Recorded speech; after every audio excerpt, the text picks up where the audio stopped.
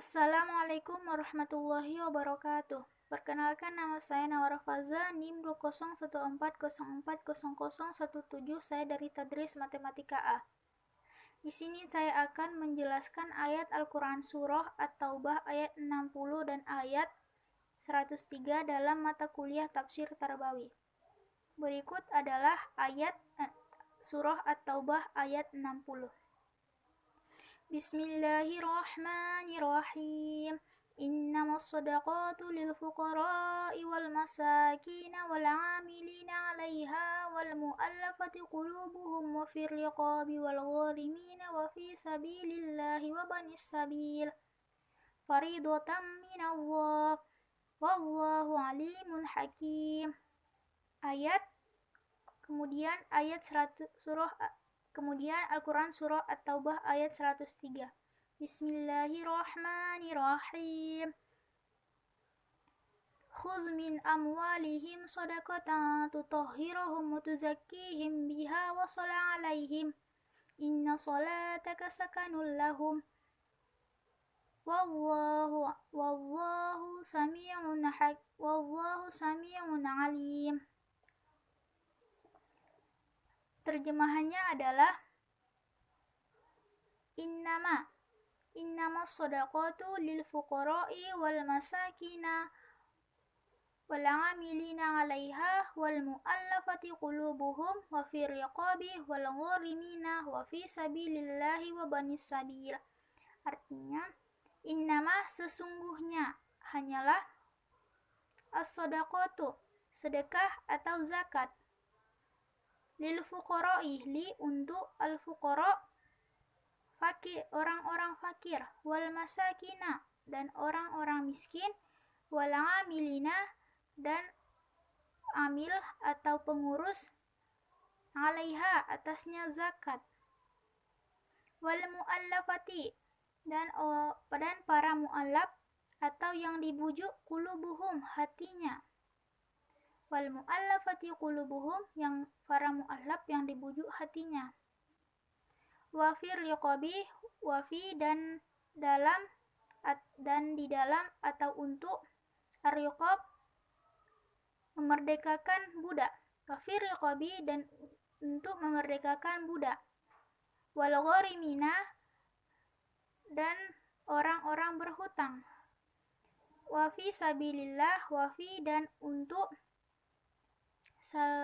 sabili jalan Allah, lillah Allah, wa fi sabilillah untuk jalan Allah, wabana sabil wabana dan orang-orang as-sabil sedang dalam perjalanan, wabana sabil dan orang yang sedang dalam perjalanan. Faridotam minallah, faridoh ketetapan atau kewajiban, min dari Allah, faridotam minallah ketetapan dari Allah, wallahu alimun hakim, Allah dan Allah alimun maha mengetahui, hakim maha bijaksana, wallahu alimun hakim, Allah maha mengetahui maha bijaksana. Terjemahan ayat Al-Quran Surah At-Taubah ayat 60 ini adalah, sesungguhnya zakat itu diserahkan kepada orang-orang fakir, untuk orang-orang miskin, untuk amil zakat, untuk orang yang dilunakkan hatinya atau mu'alaf, untuk orang yang membebaskan hamba sahaya, untuk membebaskan orang yang berhutang, dan untuk di jalan Allah, dan untuk orang yang sedang dalam perjalanan, sebagai kewajiban atau ketetapan dari Allah. Allah maha mengetahui, maha bijaksana. Kemudian terjemahan ayat 103, Khuz min amwalihim shadaqatan tutahhiruhum wa tuzakkihim biha wa shalli 'alaihim. Khuz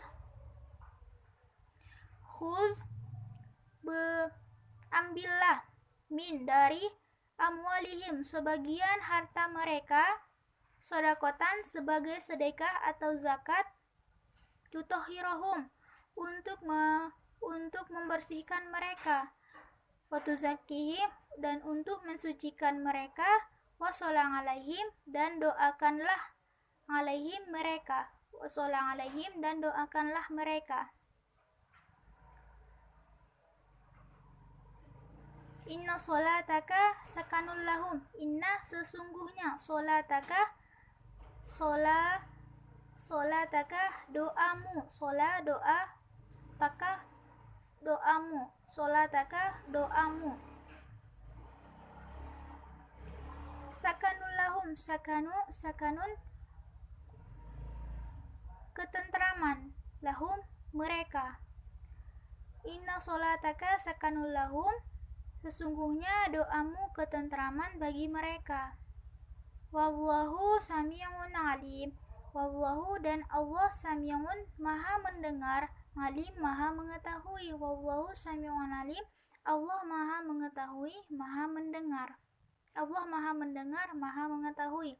Jadi terjemahan ayat 103 ini adalah ambillah zakat dari sebagian harta mereka untuk membersihkan mereka, untuk mensucikan mereka, dan doakanlah mereka. Karena doamu memberi ketentraman jiwa bagi mereka. Allah maha mendengar lagi maha mengetahui. Kemudian tafsir ayat 60 adalah ayat ini menjelaskan tentang mustahik zakat, di mana zakat itu diserahkan pada orang-orang yang sudah ditetapkan oleh Allah, yaitu yang disebut dengan asnaf yang 8. Asnaf 8 itu berarti terdiri dari 8, di mana terdiri dari fakir, miskin, amil zakat, mu'alaf, orang yang memerdekakan budak, orang yang berhutang, kemudian fisabilillah dan ibnu sabil. Nah, dalam fakir dan miskin, orang mengatakan bahwa fakir miskin itu adalah sama, ternyata berbeda, di mana fakir adalah yang tidak mempunyai apa-apa. Jadi dia tidak mempunyai apa-apa. Jika dikiaskan, ia seperti gali lubang tutup lubang. Untuk mencari sesuatu, ia harus membuka sesuatu dan menutup sesuatu lagi. Jadi ia tidak mempunyai apapun. Kemudian miskin adalah orang yang kekurangan. Jadi orang kekurangan ini ia punya tapi ia kurang. Kemudian amil zakat. Amil zakat ini adalah pengurus zakat, orang yang menerima zakat, orang yang memungut zakat. Dan amil zakat ini terdiri dari dua, yaitu bisa berasal dari orang kaya, bisa berasal dari orang miskin. Nah, jika ia berasal dari orang kaya, maka ia tetap mendapatkan zakat tersebut karena ia beridentitas sebagai amil zakat. Kemudian adalah mu'alaf. Mu'alaf ini adalah orang yang dilunakkan hatinya oleh Allah, orang yang dibujuk oleh Allah. Kemudian amil mu'alaf ini karena ia mendapatkan zakat karena hatinya belum kokoh, keimanannya belum kokoh terhadap Allah, jadi butuh untuk dibujuk, butuh untuk diperhatikan agar keimanannya kokoh. Kemudian memerdekakan budak. Kemudian untuk orang-orang yang berhutang. Berhutang di sini adalah berhutang dalam arti yang diperbolehkan oleh Allah, seperti untuk kuliah dan sebagainya. Jadi orang yang berhutang ini tidak diperbolehkan berhutang dalam artian untuk maksiat yang dilarang oleh Allah. Jadi jika ia berhutang karena untuk kebaikan, maka ia berhak mendapatkan zakat. Apabila ia berhutang untuk keburukan atau maksiat, maka ia tidak berhak mendapatkan zakat tersebut. Kemudian fisabilillah, yaitu orang yang berjuang di jalan Allah. Jika dikaitkan dengan zaman dahulu, orang yang berjuang ini, fisabilillah ini seperti orang-orang yang berperang pada zaman dahulu. Kemudian Ibnu Sabil adalah orang yang sedang dalam perjalanan. Orang yang sedang dalam perjalanan ini adalah orang yang mereka mengalami gangguan, mereka ada yang kekurangan bekal. Jadi jika mereka mendapatkan zakat ini, mereka akan mendapatkan bekal mereka untuk perjalanannya. Nah, kemudian adalah ayat ini menjelaskan tentang bahwa ketetapan itu berasal dari Allah. Ketetapan itu berasal dari Allah yang maha mengetahui, maha bijaksana. Di mana mengetahui di sini adalah sudah ketetapan itu tidak dibuat sembarangan, jadi sudah dipastikan. Kemudian maha bijaksana di sini adalah sudah diperhitungkan. Jadi ketetapan itu ditetapkan Allah yang maha mengetahui, maha bijaksana. Jadi ketetapan itu tidak dapat diubah-ubah lagi. Jadi ketetapan itu bukanlah ketetapan yang sembarangan karena sudah diperhitungkan oleh Allah. Kemudian tafsir ayat 103 ini adalah menjelaskan tentang teknis zakat, di mana bahwa zakat itu dikumpulkan, di mana pada ayat ini adalah diperintahkan untuk mengumpulkan zakat. Nah, yang mengumpulkan zakat itu adalah para orang yang memiliki kewenangan seperti amil zakat yang telah disepakati. Jadi amil zakatlah yang memungut zakat tersebut. Kemudian ia amil zakat ini hendaklah mengingatkan orang yang berzakat, seperti mengingatkan bahwa orang yang berzakat itu adalah orang yang sudah cukup haul dan nisabnya. Haul dan nisabnya telah cukup, jadi ia haruslah mengeluarkan zakat. Kemudian ayat ini adalah membahas tentang manfaat zakat, di mana membersihkan dan mensucikan. Inna khuz min amwalihim sodakotan tutohirohum watuzakihim. Tutohirohum membersihkan, watuzakihim dan mensucikan. Membersihkan ini adalah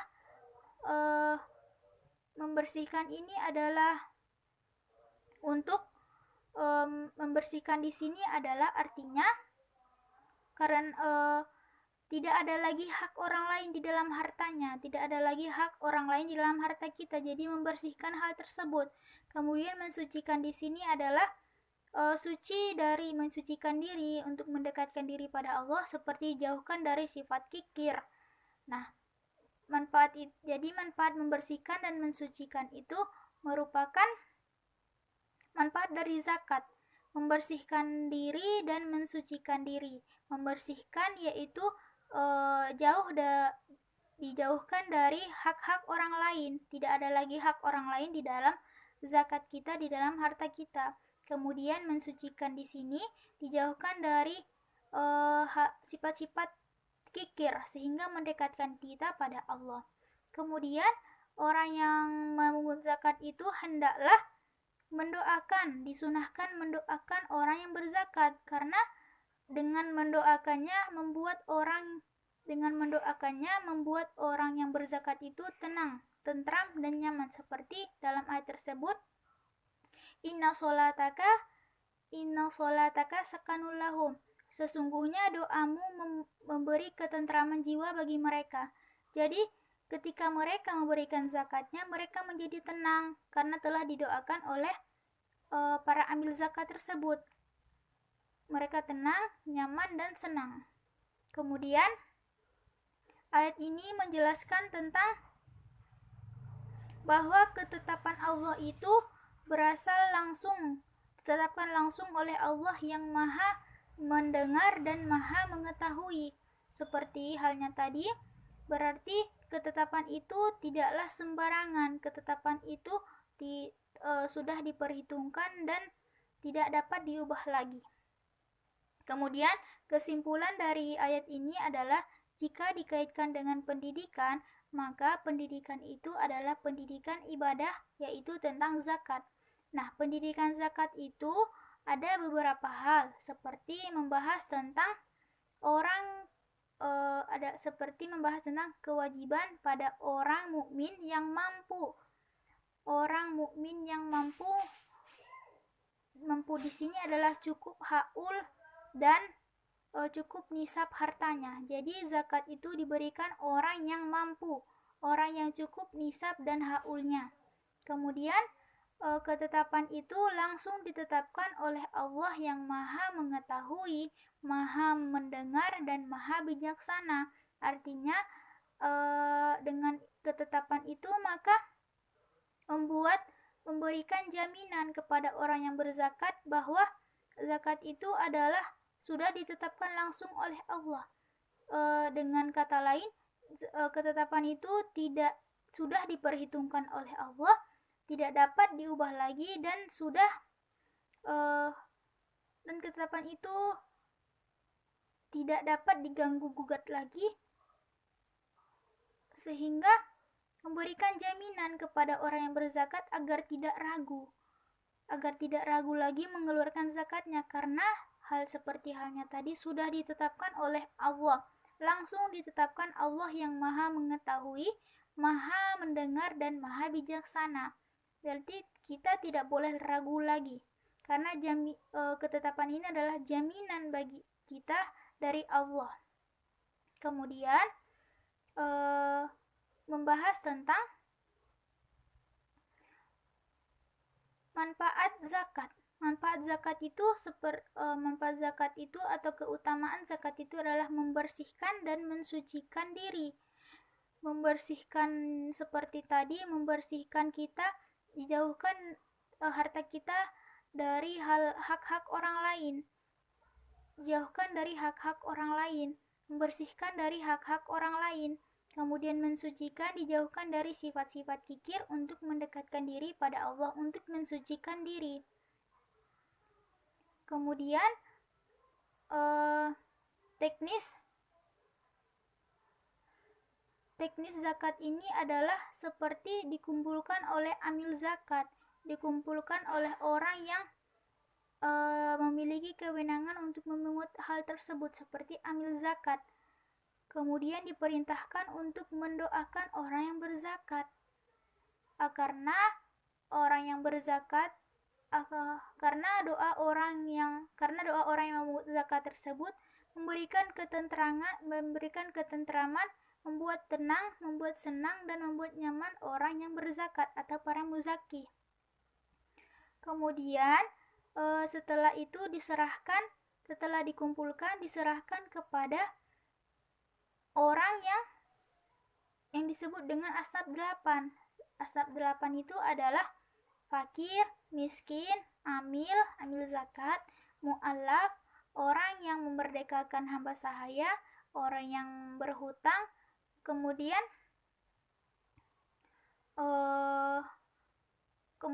fisabilillah dan ibnu sabil.